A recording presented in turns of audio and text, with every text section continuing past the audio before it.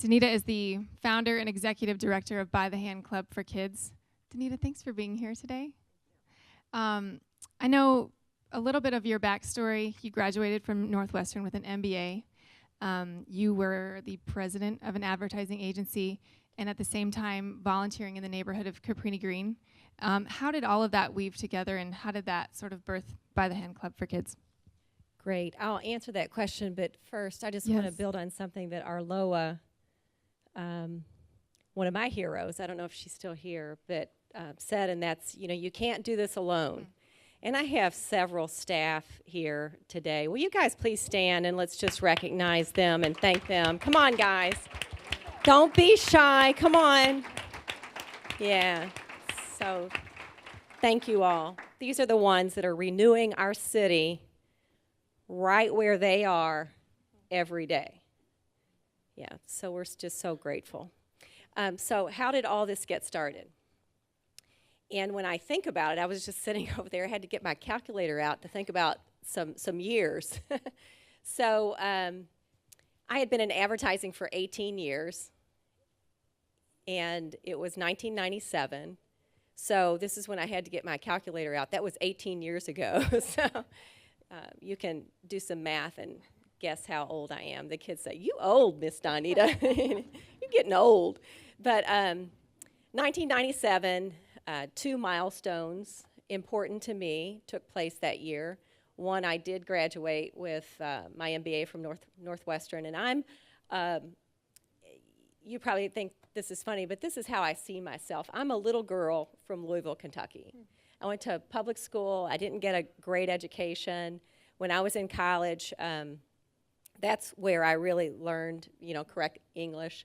So when I moved to Chicago about 25 years ago, one of my goals, something I was excited about, was going to a really good university and getting a degree. So did that, and at the same time was being promoted to become president of an ad agency. Two big milestones, graduated and getting a promotion. And knew that I needed to get away and pray and ask God for his blessing. Now what's interesting is I was asking him to bless my advertising career. But while I was there, praying, God just spoke clearly to my heart, not out loud, just that little quiet voice inside, and used the verse John 10:10, "The thief comes to steal, kill, and destroy. I've come that you may have life and have it more abundantly." And he just made it clear. It was a clear thought that I knew was from the Lord, that he wanted me to help kids in Chicago have abundant life. And it was a sweet moment. I called my husband, who was back here in Chicago, and shared it with him and said, "I have a new life vision. I'm going to help kids have abundant life." And he's like, "Great, honey, when you coming home?" I came back and within 3 weeks had started volunteering with kids through my church, the Moody Church, kids who lived in Cabrini Green.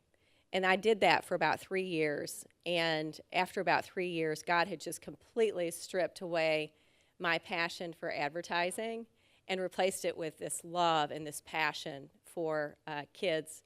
And so with my husband's permission, and he always laughs and says, "You never asked me permission for anything, But he did. He blessed it. He allowed me to leave advertising and start By the Hand Club for Kids in 2001 with 16 kids, all from Cabrini Green. I volunteered for those 3 years in between, and God taught me so much and continued to prepare my heart and the hearts of others to come along and serve, but it actually got its start in 2001. How do you feel like God used your experience in the advertising industry to help start a nonprofit, a ministry? How do you think he sort of redeemed all that? Well, I tell you, over those 3 years, I wrestled with the Lord because I was afraid that if I went into full-time ministry that somehow I'd have to change, that I wouldn't be Donnita anymore. And I just really struggled with that. I thought I'd have to dress differently and maybe talk differently and maybe say praise the Lord more. I was just afraid that, yeah, I know. So what's amazing to me is God, the way that he knit me together is I'm a businesswoman and an entrepreneur. When I was little, I was always starting businesses. My husband and I started the ad agency, so we owned it. So that's the gifts and the desires and the how he's wired me. So it's been so exciting for me to see that I use all of my experiences, all of my training, all of those desires that God put in me, even as a little girl, more fully today than I ever did in the quote-unquote business world. It's just that my business has changed. Yeah. My business is changing young lives, and through God renewing these neighborhoods. So I love that. I think so many people think that, right? I was scared to death. Yeah. Thinking that you're going to have to give a lot of things up of who you are and how God's wired you, like you said that. More fulfilling than ever. I love that. What were some of the early challenges that you faced with By the Hand Club in starting it? This is real interesting, and it kind of builds on that last question. One of the things that really kind of caused me to doubt myself and to lose confidence is, and some of the staff will even remember this, we actually have some other staff that are getting pretty old. Old. But anyway, I'm not looking at anyone. Early on, there was criticism because I was a woman, but also because I was a businesswoman. And there were even, it would get back to me that people were criticizing us because they said that we were run more like a business than we were a ministry. And that really caused me to sort of doubt myself and doubt sort of the ministry model for a little while. But then I realized that if God didn't want By the Hand Club run like a business, he wouldn't call me to start it and run. He'd call somebody else to do it. And so without being unkind or arrogant or whatever, I just started thinking, hey, if you have a problem with me, you need to take it up to the Lord or with the Lord. I didn't call myself to do this. He called me to do this, and he must have a reason and a purpose. So that just really helped me once I came to terms with that.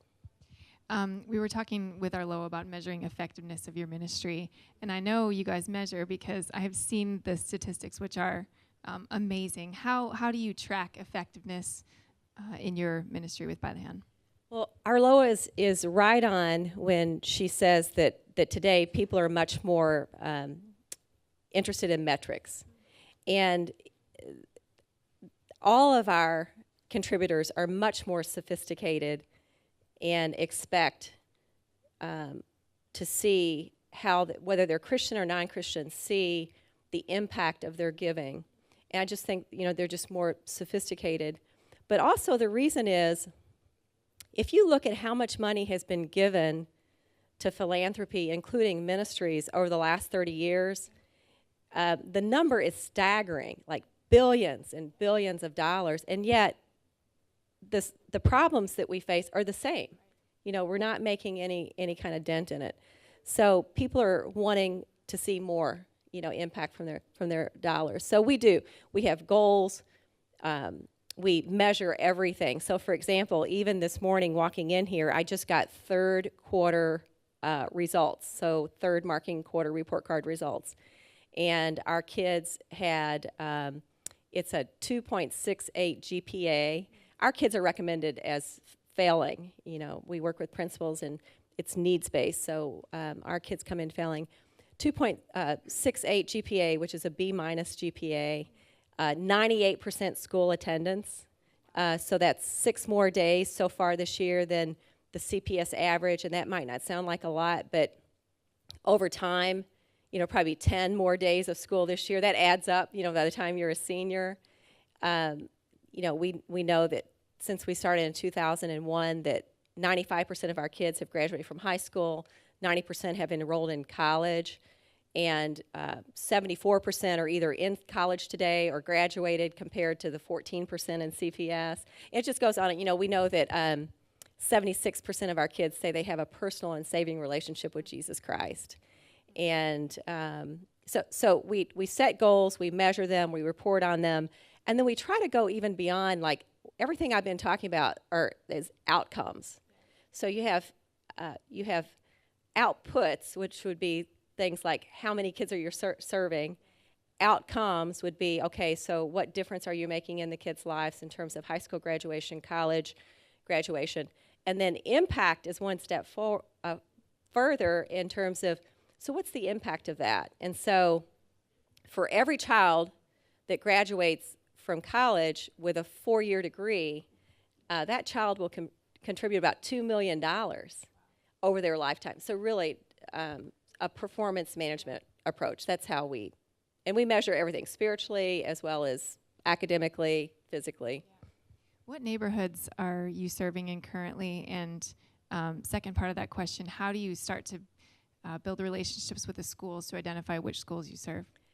Sure. So we're currently in Cabrini Green. That was our first location, 2001. 2005, Chicago Housing Authority asked us to open a second location in Altgeld Gardens, the nation's oldest and largest housing project. It's right here on the south side. So it was 2005. And then 2007, Austin on the west side, and then 2008, Inglewood on the south side. So we have 4 locations, and then we're opening a 5th location on August 24th, just about 14 weeks from now. And we'll be serving the kids in the afternoon who are attending Moving Everest, a charter school that we helped start. So that's a 5th location that we'll be starting. And in terms of how we build the relationships, we first of all identify the neighborhood based on need, and it's based on poverty and low performing reading scores, basically. So it's academics and poverty. So we identify the neighborhood and then find a location within the neighborhood, and we rent locations and we buy locations and we build locations, whatever's needed. And then once we have the location, we identify the Chicago Public Schools that are within, we like for it to be like a mile, but no more than 2 miles of the club, so that we're really, geographically based. And with CPS's help, we meet with the principals of those schools and we invite them to become partners. And we sign a statement of collaboration that says, you will refer to us the kids who are in greatest need, not meeting reading standards, and you'll give us access to your teachers. With parents' permission, you'll give us access to information. And then on our end, we will care for your kids. We'll bring private funding to bear to help them mind, body, and soul. Wow. Yeah. And is there ever any hesitancy because you are Christian organizations and you make no bones about that? I mean, they know what you are and what your intent is. We've never had a school not welcome us in. We've never had a school say no, thank you, because you're, Christian. They're pretty. Once they get to know us, especially, they're pretty excited about partnering with us. I had a teacher in Austin say, or a principal in Austin say, I don't have any other organization that's coming and picking up my kids on school buses after school, taking them home safely, feeding them a warm meal, teaching them how to read, so they see the value for the kids.